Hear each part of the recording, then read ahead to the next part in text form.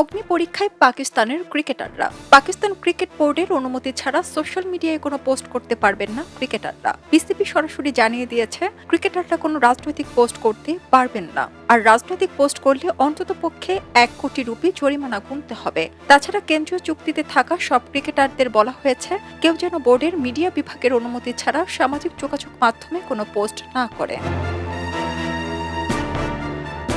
বিসিবির কেন্দ্রীয় চুক্তির শর্তাবলীর মধ্যেই অবশ্য সোশ্যাল মিডিয়ার নীতি অন্তর্ভুক্ত রয়েছে। আগে থেকে ক্রিকেটারদের সেই নীতি কঠোরভাবে মেনে চলার নির্দেশ ছিল, এখন কঠোরতা আরও বৃদ্ধি পেয়েছে। কেউ কেউ বলছেন এতে ক্রিকেটারদের বাক স্বাধীনতা হরণ হতে পারে, কারণ ক্রিকেটারদের ব্যক্তি স্বাধীনতা কিংবা রাজনৈতিক বিষয়ে নিজের পছন্দ অপছন্দ থাকতেই পারে। বিসিবির এই নির্দেশনার জন্য সেটি ব্যাহত হচ্ছে।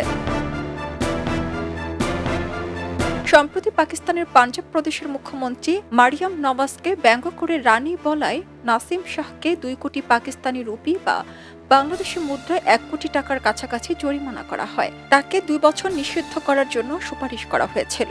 চলমান পিএসএল এর প্রথম ম্যাচ দেখতে স্টেডিয়ামে হাজির হন মারিয়াম। বিসিবি চেয়ারম্যান মহসিন নাকভি তাকে স্বাগত জানাচ্ছেন এমন ছবি সোশ্যাল মিডিয়ায় পোস্ট করে বিসিবি। সে পোস্ট নিয়ে নাসিম লিখেছিলেন, কেন ওকে সবসময় লর্ডসের রানীর মতো সম্মান দেওয়া হয়। নিজের পোস্ট নাসিম কিছুক্ষণ পর সরিয়ে ফেলেন, তবে ততক্ষণে তা সবাই দেখে ফেলে এবং বিষয়টি নিয়ে শুরু হয় তুমুল আলোচনা। বিতর্ক ছড়িয়ে পড়লে নাসিম দাবি করেন তার অ্যাকাউন্ট হ্যাক হয়েছিল, তবে তাতেও লাভ হয়নি। নাসিম নিঃশর্তে ক্ষমা চাইলেও 30 মার্চ তাকে 2 কোটি রুপি জরিমানা করা হয়।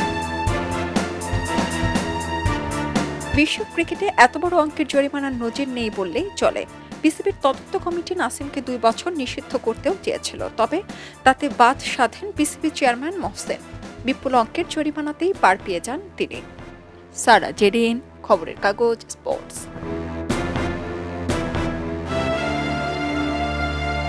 খবরের কাগজ, নিখাত, নির্ভীক, নিরপেক্ষ।